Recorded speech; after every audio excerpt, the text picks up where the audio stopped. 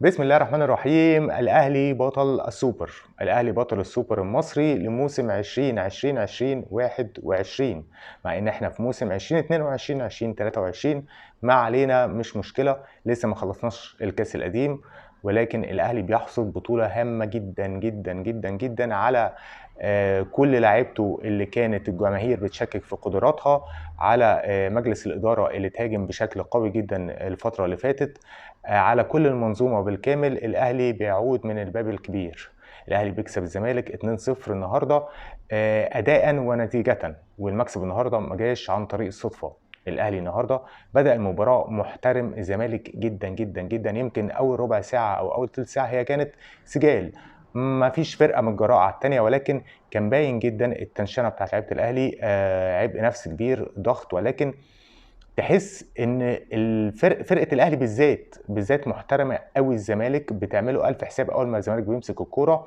لعيبه الاهلي كلها بتضم على بعض، بتحاول تقفل المساحات، بتحاول تقفل الملعب، بتحاول انها تضيق الخناق على لاعيبه نادي الزمالك اللي بتحب المساحات. الماتش مشي سجال لمدة نص ساعة. نص ساعة يمكن ما فيش غير فرصة وحيدة لأحمد عبد القادر اللي عدى من حمزة مسوسي ولعبها بالعرض لطاهر محمد طاهر، اللي كانت الكرة متأخرة عنه شوية، شاطها وبتعدي كرة فوق المرمى، ودي يمكن كانت أخطر كرة. والماتش كان رايح في سكة السجال، هات وخد، وشوية الأهلي يمسك الجيم، شوية الزمالك يمسك الجيم، ولكن ما فيش ملامح خطورة حقيقية غير الكرة دي. يمكن الزمالك تعرض لإصابة أحمد فتوح، وهي نقطة مهمة جدا في مسيرة الزمالك في الماتش. وبدل ما فيريرا يغير باك شمال بباك شمال، لا، لاعب سيد نيمار باك يمين، وخلى عمر جابر باك شمال، وما نزلش عبد الله جمعة. وبالتالي الاهلي قدر انه يتنفس شوية. ليه؟ تحس ان الزمالك كان مركز جدا على الناحيه الشمال بتاعته اللي هي يمين الاهلي، وكان سايب الناحيه اليمين دي تماما للاعيبه الاهلي. لا منها حد بيهاجم في الزمالك ولا منها حد بيهاجم في النادي الاهلي.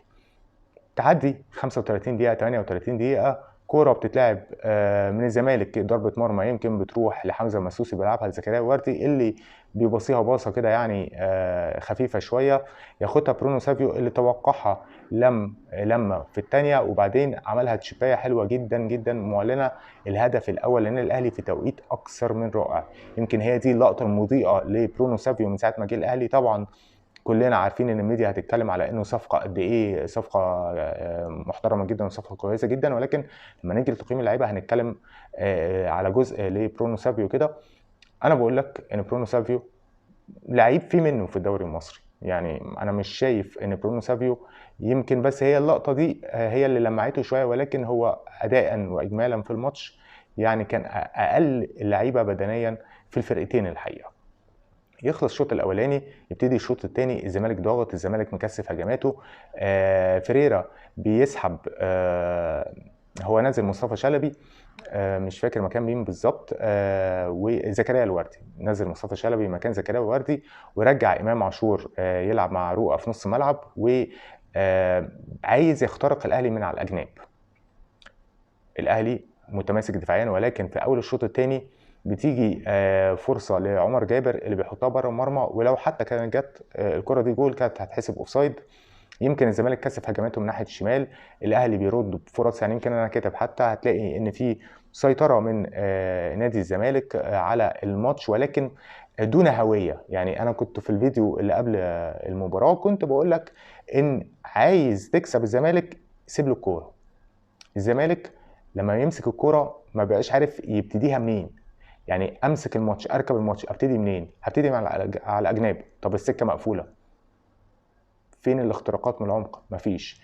في كرة حلوه جدا جدا جدا من احمد سيد زيزو اللي احياها بصراحه، كرة تصويبها من بعيد جدا بتيجي في العارضه وتطلع بره، ولكن هو حتى الشناوي كان مع الكرة دي، بس تسديده اكثر من رائعه بتخبط في العارضه، والزمالك بيبقى شكله احسن اول ربع ساعه. ولكن الاهلي بيحاول بخبرات لعيبته ان هو يقدر انه يجمد اللعب شويه في نص الملعب.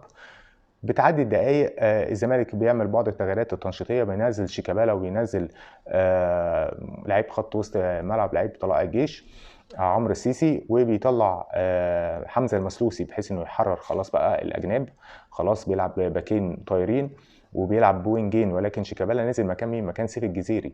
مكان سيف الجزيري بيطلع اشرف روقه برضه، بينزل يوسف اسامه نبيه. يعني تحس ان الزمالك مش عارف هو عايز ايه من الماتش.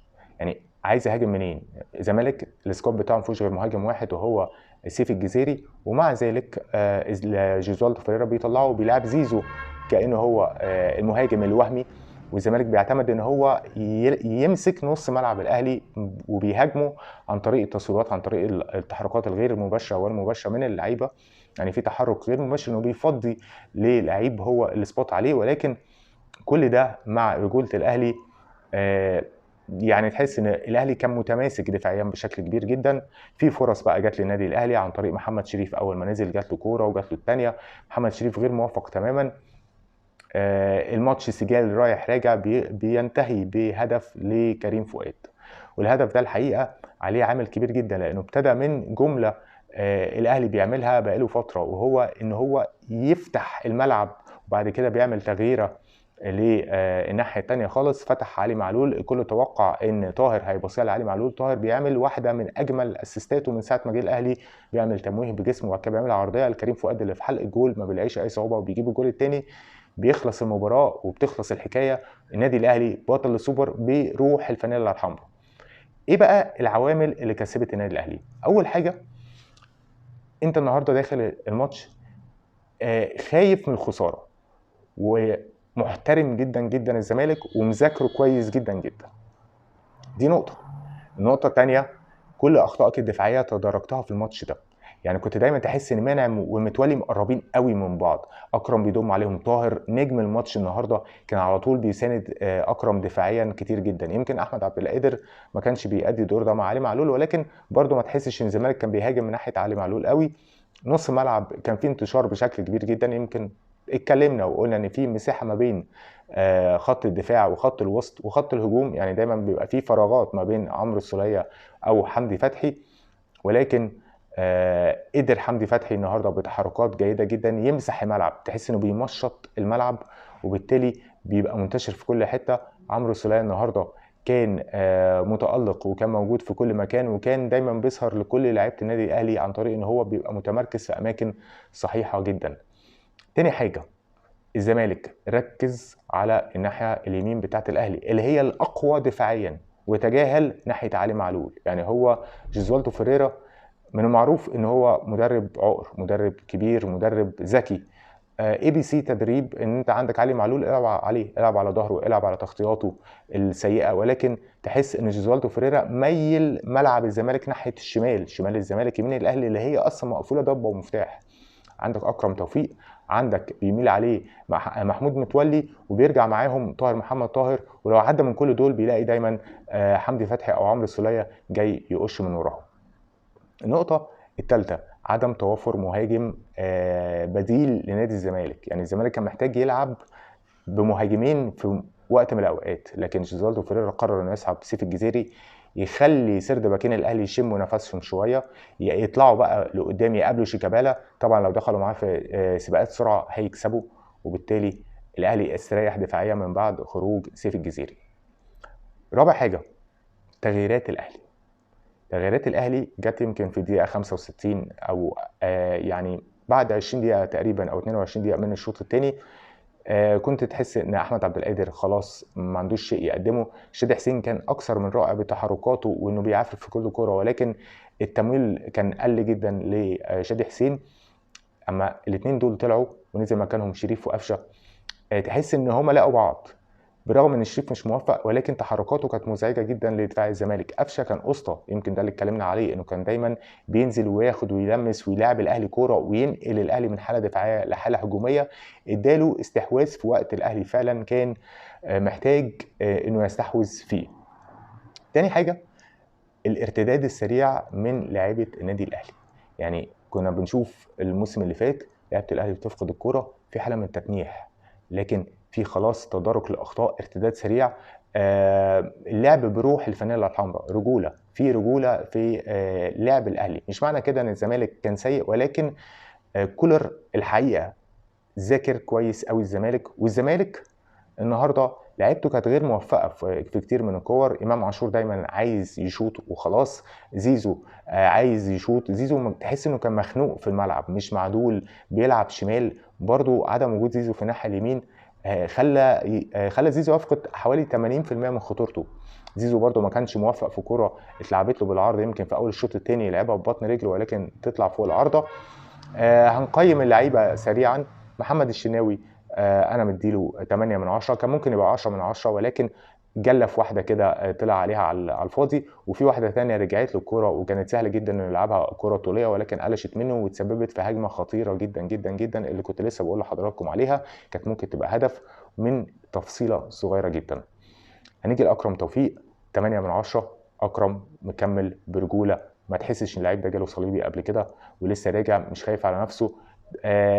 كان بيلعب بحماس ورجوله وما عملش الحته اللي احنا تخوفنا منها اللي هي انه يعمل اخطاء او يبيع نفسه. الحمد لله. محمد عبد المنعم 10 من 10. هايل هايل هايل هايل هايل بصراحه شديده، كان متالق جدا. يمكن سيف الجزيري ما خدش ولا كره منه، كان ملتزم جدا، كان هادي، كان قادر انه يطلع الكره بشكل مظبوط. محمود متولي اللي كان دايما تحس انه بيلعب ساقط شويه على عبد المنعم 9 من 10. الحقيقه ادى دوره برجوله شديده جدا وقدر انه دايما يسيب مساحه ما بينه وما بين لعيبه الزمالك، يمكن عشان فوارق السرعات اللي اتكلمنا عليه قبل كده. هو كان تحس انه بيلعب ساقط شويه، بيلم ورا عبد المنعم، بيلم اي كره. ممتاز محمود متولي. علي معلول النهارده 7 من 10. يمكن ما اداش مباراه هجوميه عنيفه ولكن تحركاته كانت تحركات مميزه شويه، كان ليها دور في الجول الثاني انه فتح وخد انظار لعيبه الزمالك وفضل طاهر انه يدخل. دفاعيا كان مقبول، يعني ما اقدرش اقول عليه ان جت عليه حاجات خطيره ولكن هو دفاعيا كان متمركز بشكل جيد. حمدي فتحي 8 من 10. حل مميز جدا في نص ملعب، وان كان يعيبه بعض العصبيه هو والسوليه اللي خدوا انذارات مجانيه الحقيقه، يعني انذارات ملهاش اي موقع من الاعراب. برضو علي معلول عصبيه غير مبرره، احنا مش بنلعب في الدوري المصري هتشرح للحكم فهتعدي. عمرو السوليه 7 من 10. حاول انه يشتغل فردي ولكن تحس ان عمرو السوليه بيلعب بالخبره، بيلعب كقائد لنص ملعب النادي الاهلي. نطلع بقى للخط الامامي وهو الخط الكارثي على مدار الماتشات اللي فاتت للنادي الاهلي ولكن اللي التزم تكتيكيا النهارده. عندك برونو سافيو 4 من 10 او 5 من 10 بالكتير قوي، ملوش اي افكت هجومي، ما تحسش ان هو بيلعب وينج ولا بيلعب ساقط مركز 10 او بيلعب مهاجم وهمي. ملوش غير كام لقطه في الشوط الثاني حتى وطلع مصاب. بطيء، مش لعيب سريع. هو توقع الجول الاولاني، خد الكوره ولم الثانيه وعدلها على يمينه وحطها ارتو حلوه جدا ولكن عدا ذلك هو ما كانش لعيب مؤثر في النواحي الهجوميه بتاعه النادي الاهلي، يعني ما تحسش ان هو اسطى، ما تحسش انه لعيب بيعمل لك اضافه او ابهار حتى بصري. يا دوب هو في حته برازيلي كده somehow، يعني مش اللعيب الفلته اللي جه النادي الاهلي. عندنا احمد عبد القادر، يمكن ما كانتلوش كور كتيره، مثل في واحده انه اتعرقل وكان عايز ضربه جزاء خد عليها انذار مستحق بصراحه، ما كانش فايق قوي ولكن هو عدى بواحده وكانت فرصه خطيره. يمكن بديله برضو 4 أو 5 من 10 بالكتير قوي. احمد عبد القادر بعيد تماما على مستوى اللياقه، بعيد تماما على مستوى التركيز، الحلول الفرديه هي اللي بيلجأ لها في اول حاجه. طاهر محمد طاهر 10 من 10 يا طاهر. انا واحد من الناس اللي كنت بهاجم طاهر وبقول عليه انه لعيب ما عندوش حلول، لعيب بيجري وخلاص، لكن انا بحترم جدا اللعيب اللي بيطور من نفسه. هو طوع نفسه تكتيكيا انه يخدم خطه الاهلي وفعلا دفاعيا كان ممتاز وهجوميا كان ليه ادوار كتيره جدا سواء في الناحيه اليمين او في الناحيه الشمال اللي جه منها الجول الثاني. شادي حسين 6 من 10. الراجل كان محطه قويه جدا في الكور اللي كان بيجيله، بيتحرك بشكل ممتاز، بيضغط على دفاع الزمالك، ما جاتلوش فرص حقيقيه، ما جاتلوش كور حقيقيه ولكن هو اجتهد كتير جدا وكان ساعات بينزل وياخد اخطاء في وقت انه يقدر ينقل لعيبه الاهلي لقدام. البودلة مجدي قفشه النهارده كان ممتاز 7 من 10. ادى الدور اللي عليه بجداره، ادى الدور اللي عليه ان هو بينزل يلمس وينقل الاهلي من الحاله الدفاعيه للحاله الهجوميه ويقدر انه يدي سيطره وافضليه واستحواذ للنادي الاهلي. كريم فؤاد هو ورقه رابحه، وينج يمين ماشي وينج شمال ماشي، لعيب مجتهد، لعيب عايز يعمل حاجه، لعيب عنده الرغبه انه يعمل حاجه، تقدر تستعمله في الادوار الدفاعيه وتقدر برضه تستعمله في الادوار الهجوميه، او عنده من المهاره انه يقدر انه يخلص لك موقف 1-1، ودي مش موجوده في كتير من لعيبه النادي الاهلي. تمركزه برده في الجول الثاني كان اكثر من ممتاز. محمد شريف 6/10 او 7/10، هو اجتهد، هو حاول، ضيع كور ما تضيعش الحقيقه، ولكن هو بيحاول وجايه. طبعا عندنا تغييرات في الاخر زي بيرسي تاو او محمد فخري، هما تقريبا يعني ما لمسوش الكوره يعني يمكن. نهايه مارسيل كولر النهارده بيثبت انه مدير فني ذو فكر وبيقدر يذاكر وحاضر في الماتشات الكبيره، وقدر انه يخرج الاهلي من حاله الارتباك عن طريق هدوءه هو شخصيا. هو كان هادي النهارده، مش منفعل تماما، قرا الجيم وكان قاري الزمالك كويس، وقدر انه ينفذ فكره تكتيكيا بشكل مظبوط. الاهلي كسب تكتيكيا، الاهلي ما كسبش مهاريا مثلا، ما كسبش بضغط بسيطره، لا، الاهلي كسب تكتيكيا، لعب على تفاصيل المباراه، كان موفق في الفرص اللي راحت من الزمالك، ولكن ايضا هو اهدر فرص اكتر واخطر من لاعيبه نادي الزمالك. الاهلي بيكسب 2-0 ويكسب السوبر، فرصه للنادي الاهلي للانتفاضه والعوده من جديد البطولات المحليه اللي كانت غايبه عن النادي الاهلي اخر موسمين. يمكن مش تقييم نهائي لمارسيل كولر، ولكن هو بيدخل قلوب جماهير النادي الاهلي عن طريق ان هو راجل تحس ان وشه سمح، تحس انه مش منفعل، تحس انه تقيل ورزين وشايف الدنيا بشكل مظبوط. لعيبه النادي الاهلي النهارده اوفرول كلها لعيبه رجاله، لعيبه ملتزمه تكتيكيا قبل اي حاجه. مبروك للنادي الاهلي مره تانية. نشوفكم ان شاء الله في فيديوهات قادمه، تصبحوا على خير والسلام عليكم.